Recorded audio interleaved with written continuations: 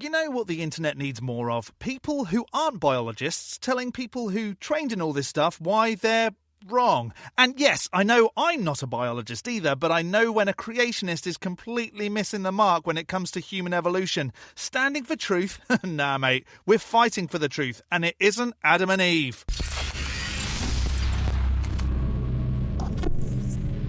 Hello, I'm the Skeptic, the British floating circle that watches people make extraordinary claims, and then I explain why I don't accept what they're saying. He doesn't need any help because he's a legend, but Forrest Valkai, who has pictures of me on his cell phone by the way, knows what he's on about, which is why I thought it was a little ridiculous that Donny from Standing for Truth wanted to teach a trained biologist why he's wrong about evolution. Forrest could very well do this himself, but he's probably too busy being awesome somewhere to even see that he was tagged here. So you know what? I'll jump in there for him and point out why Donny the Creationist has some really silly things to say about evolution. However, while we wait to hear why a creationist knows more about biology than an actual biologist, if this isn't your first Skeptic video, hit the like, the subscribe and the bell, and maybe the algorithm will know what to do for us. And a super thanks to those that hit super thanks in some recent videos. Ashton Fall, Robert the Atheist, Megatron Jenkins, Toby Tagful, Dr. Osiris and Kevin Potts.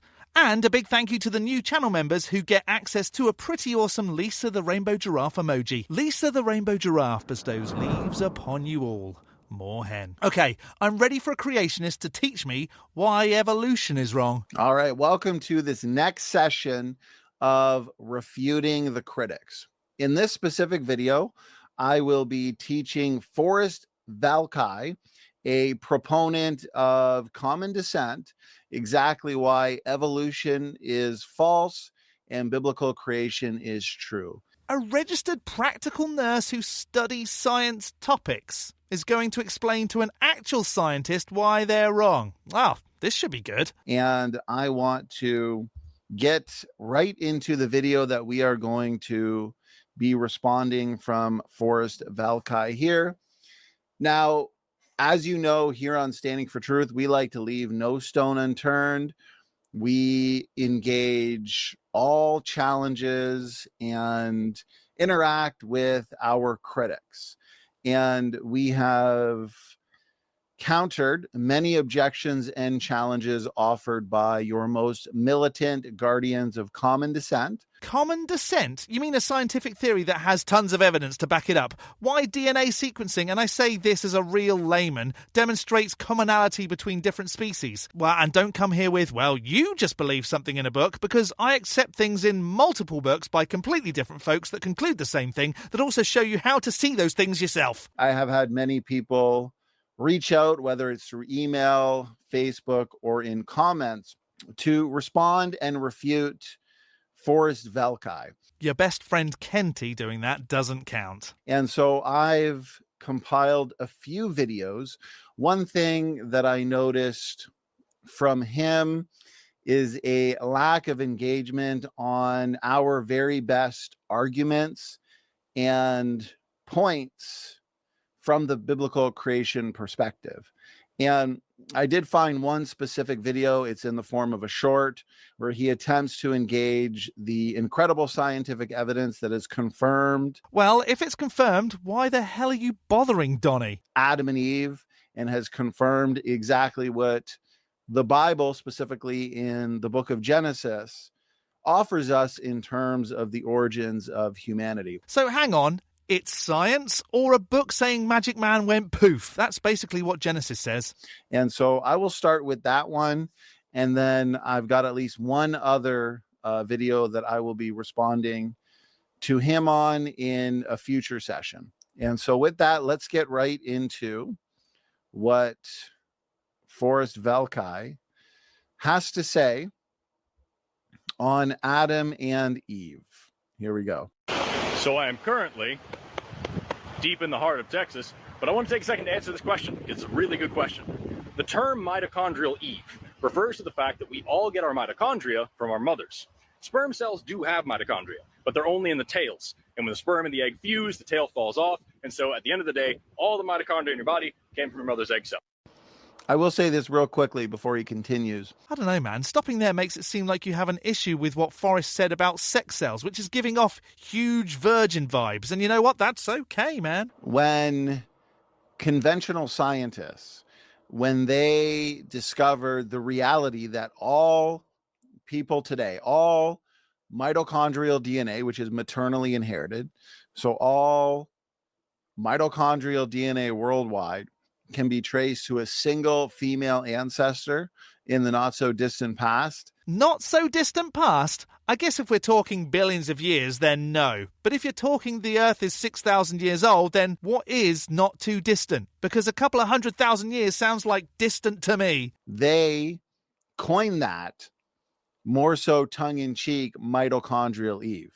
And the same thing with Adam, when they discovered that all male Y chromosomes on the planet, Y chromosome is also uniparentally inherited DNA. It's passed down on one side paternally from the father. Okay, so my sons have my Y chromosome. I have my dad's Y chromosome. Women don't have Y chromosomes. Men, we do have mitochondrial DNA, which is outside of the nucleus, but it's not passed on.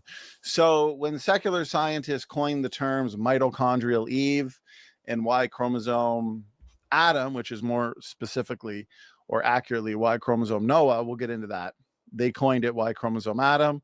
This was more so tongue-in-cheek. Well, yeah, because most Westerners have at least heard of the Adam and Eve story. Please don't go down the route of, you're using the name, so it must be true. But as we're going to see, and as we have seen in our many videos out on this topic, published on this topic, the evidence is not in favor of the evolutionary position. Okay, so right off the bat, I want to point that out, that we do have evidence that all mitochondrial DNA, all Y chromosomes go back to two single ancestors, one male and one female. They coined those ancestors mitochondrial Eve, Y chromosome Adam. Yeah, but demonstrably from hundreds of thousands of years ago, which completely goes against the 10,000 to 6,000-year-old creationist Earth. The study is pretty fascinating, but then I love this stuff despite not being brain smart enough to do it myself. Tongue-in-cheek, okay? But as we're going to see, this data fits beautifully with what we would expect from a biblical creation starting point. Now, similarly, there is a Y chromosomal Adam, because Y chromosomes can only exist in sperm cells, because why would an egg cell ever have one? So this kind of perpetuates this idea that we came from two people, a Y chromosomal Adam and a mitochondrial Eve, but no, that's not accurate at all. In fact, genetic analysis shows that those two people would have lived. Now, he's only making assertions, but I will give him the benefit of the doubt, because as someone who puts out shorts, you got to get your material, you got to get the information in there in a short amount of time. And so, yeah, he's not backing anything up here. He's making assertions. But if he had a longer video on the topic, I would love it. If somebody had a longer video where he attempts to refute the scientific evidence for literal Adam and Eve right from the Bible, then please send me that. I mean, it's like saying prove unicorns don't exist. All that suggests that Adam and Eve were real is a story in a book. So why waste Forrest's time? Get off your backside and prove the book is true. Or we'll see how critics respond to this one. About 100,000 years apart. So no, it just doesn't make any sense.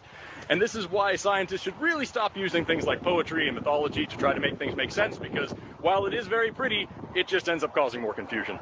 I would say this is why critics like Forrest here need to spend more time interacting with our best arguments. Why are you calling him a critic? He's a scientist.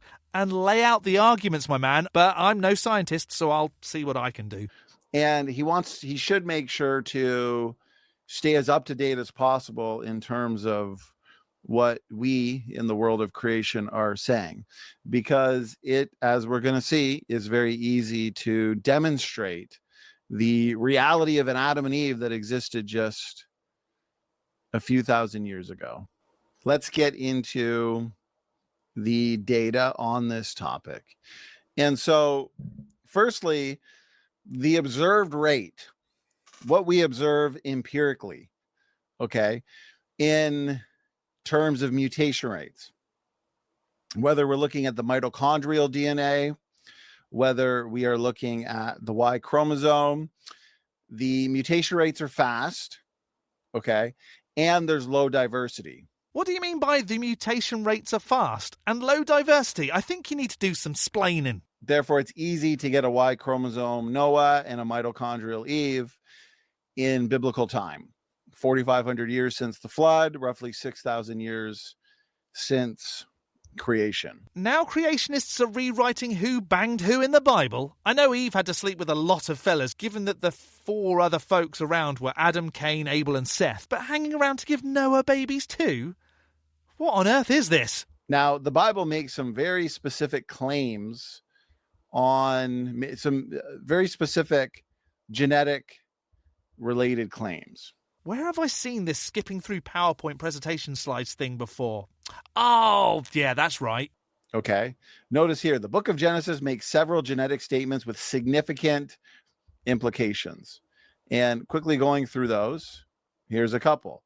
Genesis 2:7. The Lord God formed man out of the dust of the ground. Genetic mutation, dust. Yeah, mate, that's just not right. And I don't even need to say why. It's bloody obvious. Eve. And the rib which the Lord God had taken from man made he a woman. And so we see no hint at common ancestry with the great apes. We see no hint of common descent.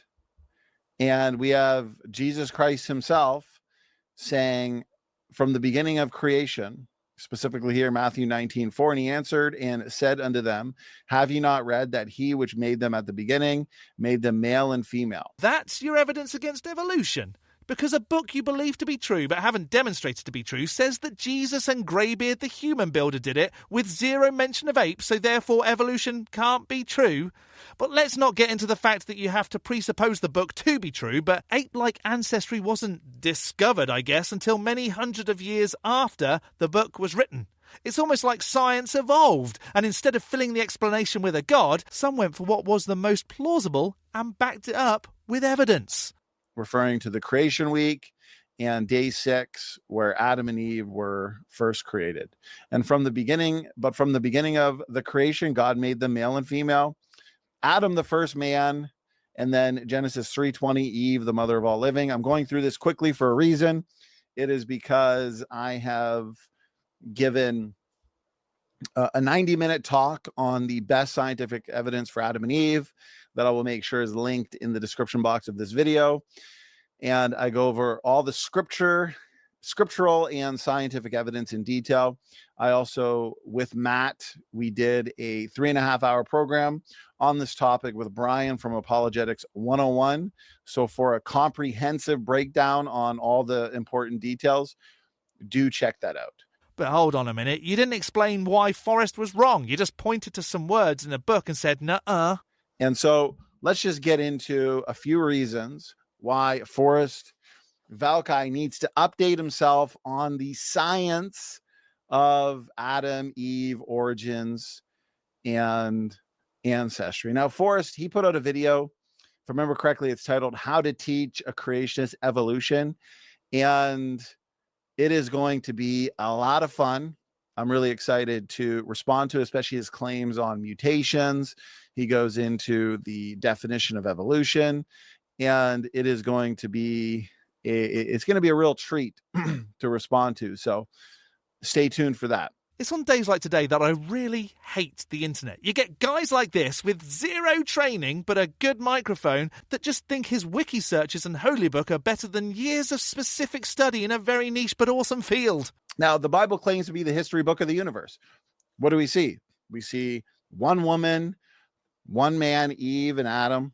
Okay. And you just said something very important, Donald. Claims. So before accepting it, demonstrate it. We see Jesus calls them the first two people. From the beginning of creation, he made them male and female. And I don't mean to sound like a dick, but how would Jesus know? He wasn't born then. So how would he know that they were the first? Because someone told him, or it was written in a book? They are created separate and special. I don't know. Separate?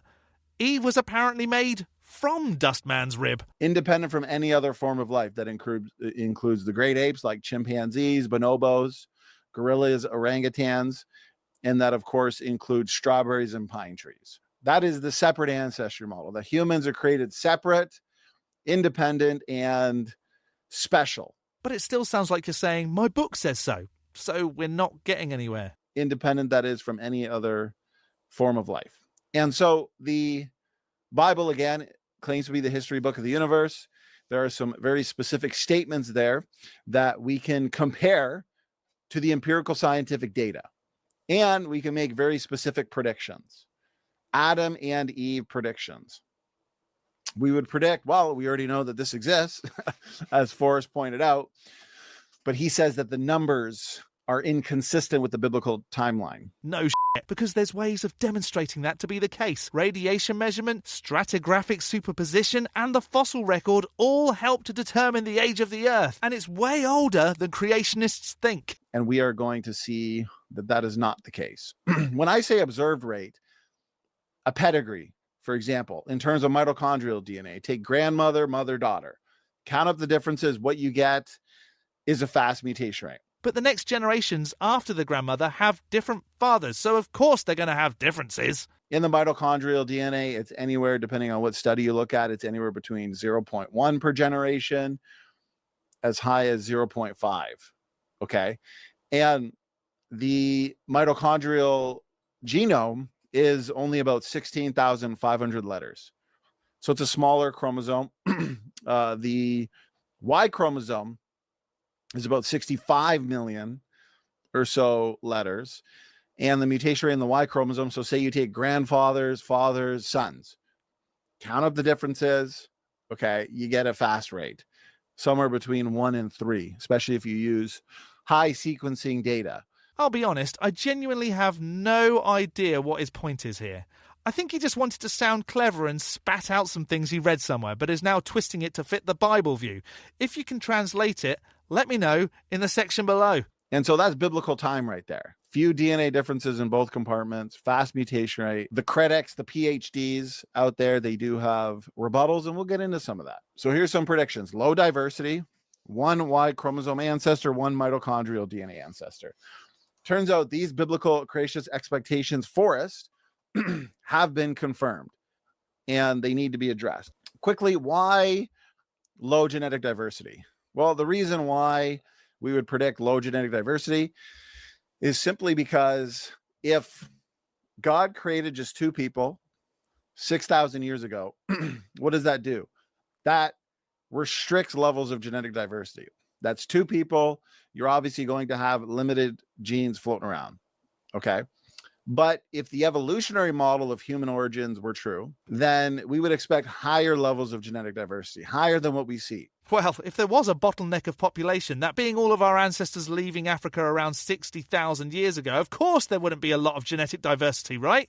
Seeing some words and then saying, well, that's because my book says it's only 6,000 years old is kind of silly. And I'll tell you why. It's because according to the evolutionary model, we've been evolving for millions of years from Australopithecine-like ancestors up to Homo habilis, into Homo erectus, who apparently lives on the globe for 1 million plus years. And then eventually you have Homo sapiens, Homo sapiens sapiens. As a matter of fact, they have 2 out of Africas. First out of Africa, Homo erectus leaves Africa. Some say he, erectus, a hominin, pre-human hominin, according to them, evolves independently into different hominin groups. Heidelbergensis, Floresiensis on the island of Flores. Some might even say Homo naledi, Neanderthal. And then in Africa, you have that lineage of erectus that did not leave. They evolved into Homo sapiens, human. And then humans leave Africa eventually, and they meet up with these other groups, which was a surprise to the paleoanthropological community that we have other groups that we apparently intermingled and interbred with. We mated with them. We have their genes. There is gene flow. Neanderthals, Denisovans, for example. Okay, we have their genetics. So you do understand, Donny. You just have to go by what a holy book says instead.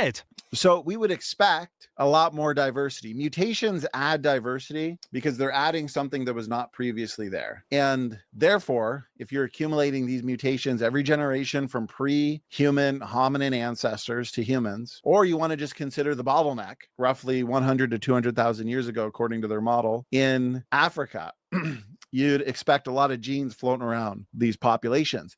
And this also goes for Y chromosome and mitochondrial DNA, because if you have these people groups independently inside Africa, outside Africa, okay, across Eurasia, in some cases with so-called hominins like Neanderthals, they're accumulating their own DNA differences, their own unique genetic markers, independently from humans in Africa, like Neanderthals, Denisovans, Heidelbergensis, Erectus. So we wouldn't actually expect to find a single Y chromosomal ancestor and a single mitochondrial DNA ancestor. We'd expect to find many. At one point, there might well have been. But if you go back even further, you might see that one lineage is the only surviving one. Okay, we'd expect to find a lot more diversity in these DNA compartments. But what we find is low genetic diversity. So here's an example. You have a lot of time, according to the evolutionary model, to accumulate DNA diversity. So the separate ancestry model predicts low diversity. The evolutionary model predicts higher. Wait, where did I miss the evolution predict stuff? I thought it was just an observation. Oh, are we getting some dishonest Don dealings? Sounds like he's been communicating crap with Kent. Levels of genetic diversity. What do we find?